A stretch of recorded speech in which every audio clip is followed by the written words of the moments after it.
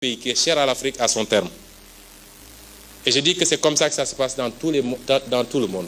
Dans toutes les démocraties sérieuses, c'est les militants et les militantes. C'est les sympathisants et les sympathisants qui financent l'action politique. kenn ku nekk ak ni ngay doxalee sa opposition ñu bëgg nag yéen ñii nga xam ne yéenay le peuple sénégalais dañu bëgg ngeen jàppale opposition bi ci li ñuy liggéey pour bennal opposition boobu ndax tey soo jëlee lu mel ni M2D li ëpp ci organisation yi ci nekk duñu ay parti politique su ma limee juum waaye ay FRAPP ay Y'en a marre ay doy na ak keneen duñu ay parti politique. tey la ñu gën a dogu ci pareeg Macky Sall ak nguuram tey la xale yi gën a am farlu koo xam ne waxatu la nañ ma jàpp wala buñ ma jàpp ndax ñi essayé yàq xel yi du wax ak xale yi naan leen ku ci dee yaa ñàkk ak wax yooyu nga xam ne amul benn solo réew boo ko bëggee nekk ci daf lay jaral. Une certaine presse même se spécialise maintenant sur la question du terrorisme, de la défense et tente de faire des rapprochements extrêmement hasardeux du moins.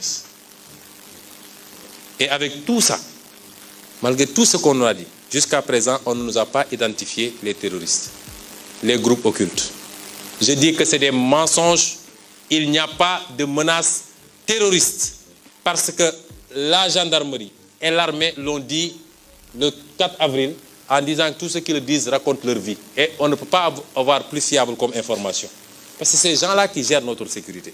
yéen a toll ci ndaw foo xam ne ku bëgg a defar réew yéen la war a wéeru kon su ngeen demee ba jël conscience te li leer ba leer mooy tey la jeunesse a une conscience politique. Parce que ci passé bi dañ doon wax ni les jeunes n'ont pas de conscience politique les jeunes ñoo dul bindu ci liste électorale yi. Les jeunes ñoo dul voté ji tey est-ce que jeunesse boobu moo fi nekk.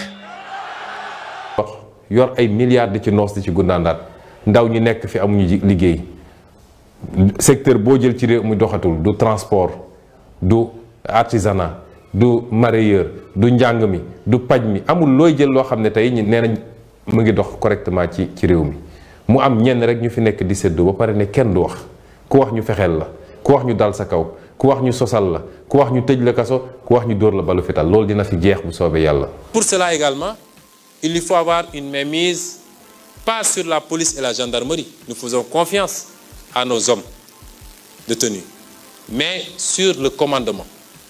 Et c'est pourquoi il a fait partir le général Tine, auquel nous rendons un vibrant hommage. Et je tiens à dire que je ne l'ai jamais vu, on ne s'est jamais parlé, parce que demain ils vont dire ils étaient de mèche. Comme maintenant, tout ce qui se passe dans ce pays-là, c'est Sonko qui est derrière. On lui rend hommage et on rend hommage à l'ancien patron de la police parce qu'ils ont été républicains, ont refusé la manipulation politicienne contre le peuple sénégalais. Donc préparez-vous au combat parce que Macky Sall ci nii wala nele dina abal réew mi jox nañ ko mu wane ni mënut tey lan la nit doon jàmbat 2011 te doublé wul wala triplé wul wala sax multiplié ko par 10 tey en 2021 nañ ma citer benn exemple rek ba pare nga ne doo fi jóge te ku wax nga dal ci kawam est-ce que di ngeen ko nangu kon ñun li ñuy xaar ci yéen mooy ngeen préparer parce que am réew li ko war a defar dafa laaj sacrifice na ngeen préparer ci sacrifice yooyu waaye sacrifice yooyu du am njëriñ lu dul nag ma delloo ko ci sama mbokk homme politique yi.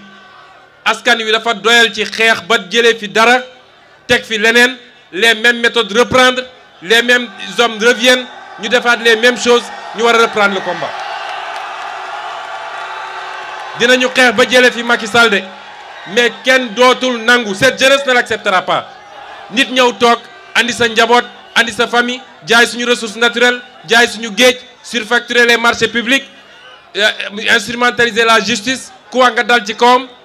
di pourchasser les opposants di tëj nit ñi est-ce que loolu di ngeen ko nangu dama ne Ousmane Sonko bu dee yàlla dafa war a def mu nekk président amatul état de grâce amatul ñu naan nañ ko may day liggéey ku ngeen gunge ba mu nekk président it son pied votre pied bu leen ko may une minute muy def lu ko neex parce que réew li koy defar du benn nit. Sénégalais bu leen ko dara jaral Macky Sénégal dese lu ko dara jox nañ ko ñaari mandat jeexal na delloo mbir mi dem yoonam te xam ne du moom mooy tànnal Sénégalais yi ku fiy toog na génne loolu ci boppam ay sama ñi ma wër gisuma ci ku ma doy ak waa opposition ni lañ mel déedéet moom du moom mooy tànnal Sénégalais Sénégalais ñee seet ki leen doy ki leen soob niñ ko tànnee woon moom 2012 Sénégalais yi rek ñooy tànn ku leen doy kenn du leen tànnal du moom moo ñuy imposer moo xam ku jóge ci biiram wala ku jóge ci opposition déedéet ndax moom bi ko Sénégalais yi di tànn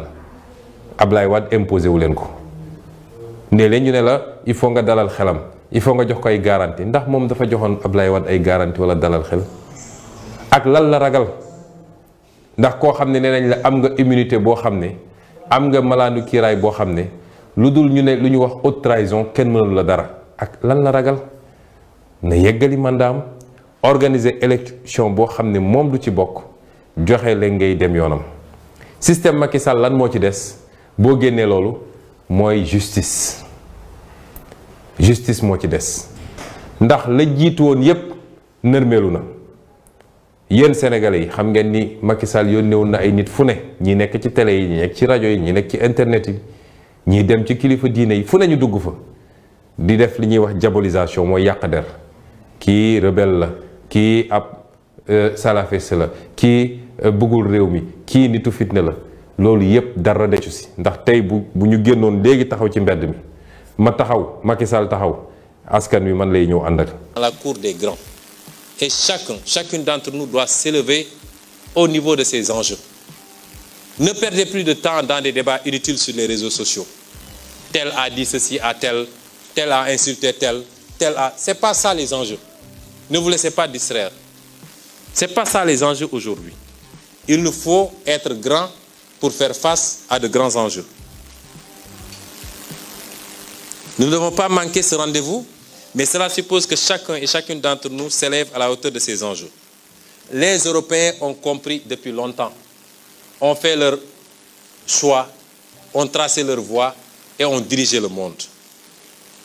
D'autres ont compris. L'Amérique, qui est aujourd'hui la première puissance mondiale jusqu'à preuve du contraire, a été colonisée. Elle est indépendante depuis à peine 200 ans. Et cette Amérique-là a compris. La Chine a compris et a fini de rattraper son retard. Est devenue quasiment la première puissance économique du monde et en phase de rattraper son retard militaire. L'Inde, dans tous les continents, les gens ont compris, sauf sur le continent africain. Cela ne peut pas continuer. Ce 21e siècle doit être africain, je l'ai dit et redit. Mais ça suppose que nous soyons à la hauteur des enjeux. Mais ça suppose aussi que nous ouvrions les yeux et que nous soyons prêts pour une longue et difficile bataille. Car nous avons affaire à des gens sans foi ni loi, omnibulés par le pouvoir et l'argent, et appartenant tous aux mêmes super loges. Je demande aux militants, aux militantes, aux sympathisants, aux sympathisantes et à tous les Sénégalais, ne vous laissez pas divertir par leur stratégie de diversion et concentrez-vous sur les vraies batailles. Nous n'avons rien à faire dans les visites de Macky Sall, laissez-le parader si ça le rassure. Concentrez-vous sur les vraies batailles et les vraies batailles, c'est premièrement, nous n'accepterons plus dans ce pays qu'on se serve de complot, qu'on se serve de lois iniques, qu'on instrumentalise la justice, les forces de l'ordre pour éliminer des adversaires politiques. Ça, c'est une grande bataille. La seconde bataille, c'est qu'il n'est absolument pas question que Macky Sall fasse un troisième mandat dans ce pays. Je veux que tous nous concentrions nos efforts, nos priorités à ces combats-là, parce qu'ils vont allumer des contre-feux tous les jours. Ils vont lever de faux lièvres tous les jours pour qu'on disperse nos forces à discuter du sexe des anges. Il faut aujourd'hui qu'on se recentre, qu'on se concentre, parce que l'heure est grave, mais la victoire n'a jamais été autant apportée et nous allons la remporter, s'il plaît à Dieu. Je vous remercie.